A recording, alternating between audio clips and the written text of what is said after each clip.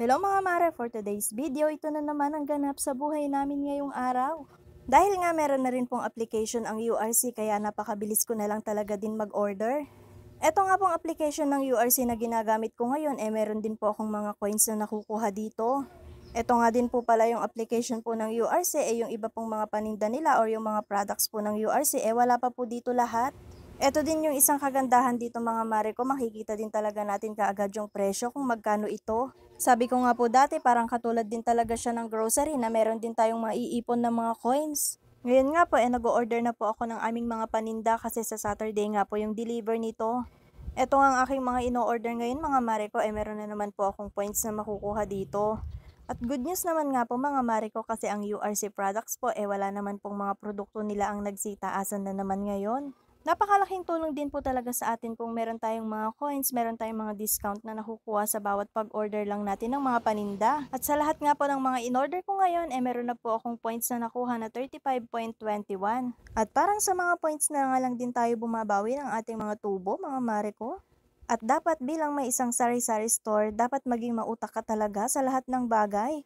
Dapat nga ang mga kinukuha talaga natin ng mga paninda natin sa ating tindahan ay yung meron tayong mga naiipon na coins, meron mga buy one take one, at meron tayong mga discount na nakukuha. Para naman doon na lang din tayo babawi ng extra natin na mga kita.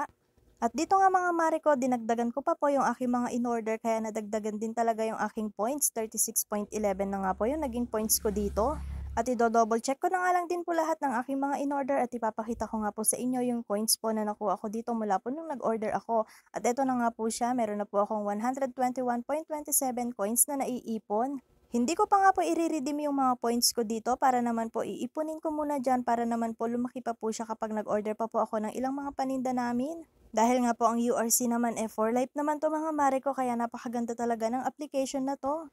At ayan nga, bukas po i-deliver lahat ng aking mga in-order mga mare ko. Hihintayin ko na nga lang po bukas yung aking supplier kasi sila rin po talaga ang magbababa na yan at sila rin talaga yung magbibigay sa akin lahat ng aking mga in-order. At ang kagandahan pa pala dito mga mare ko, cash on delivery pa po siya or COD. At ito na nga po mga mare ko, yung mga in-order ko po sa application po ng URC kahapon. Bali, nagdagdag na nga lang din po pala ako ng iba pong mga paninda kasi yung iba pong paninda or yung produkto po ng URC is wala pa po sa application nila. Itong aking mga in-order po kahapon is meron na naman po akong mga coins na naipon dito.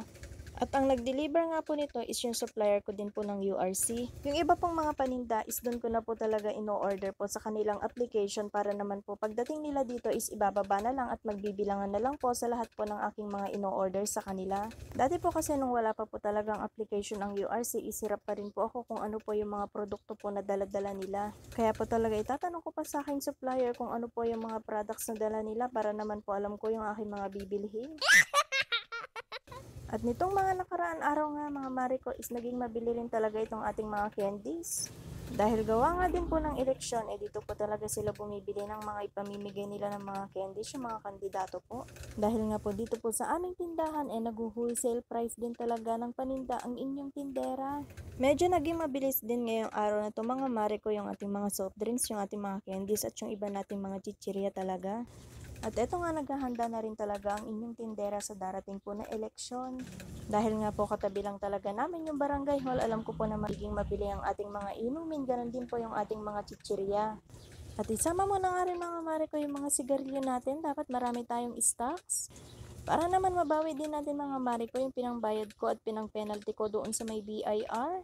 Dahil medyo malaki nga rin yung binitawan kong pera para lang po makapagbayad doon sa BIR. Kaya nga dapat kung meron hahanapin na produkto ang ating customer, dapat meron kaming paninda dito sa aming tindahan. Para naman mapag-ipunan ko kaagad yung binayad ko doon sa aking BIR na napakalaki talaga mga mare ko ng aking penalty. Kaya nga suggest ko sa ibang may mga sari-sari store dyan, lalo nga po dito sa amin, wag nyo na pong hintayin na padalan kayo ng notice ng BIR. Dahil nga po kapag napadalan talaga kayo ng notice, meron na po talagang penalty yan. At dito nga po, chinecheck ko rin yung aking resibo kung meron na naman po mga produkto ng URC ang nagsitaasan na naman ngayon. At good news naman mga mare ko dahil wala pa pong produkto ng URC ang nagsitaas ang presyo ngayon. Talagang ready na ang inyong tindera nitong darating na eleksyon kasi alam ko po mauubos talaga itong mga nakadisplay na mga chichirya dito sa aming store. At napakaganda nga rin po ng ating location kasi tabi lang talaga tayo ng barangay hall.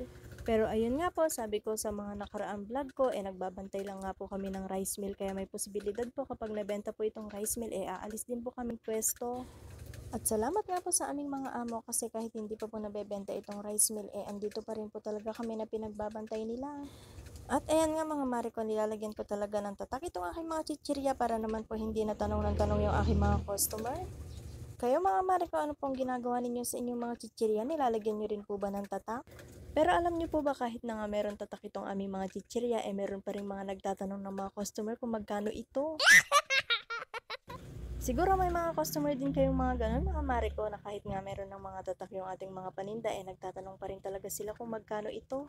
Pero para sa akin, okay nga lang yun mga mare ko, wag natin gaanong problemahin yan, sagutin na lang natin kung ano yung mga tinatanong talaga nila. At dito nga mga mare ko, konti lang po talaga yung mga dinisplay ko ng mga chichirya para hindi sila nagsisiksikan. O ayan, patapos na rin ang inyong tindera sa mga at hanggang dito na nga lang ang video na to. Sa mga hindi pa nga po nakapollow sa aking Facebook, papollow naman po at pasubscribe na rin po sa aking YouTube channel. Salamat!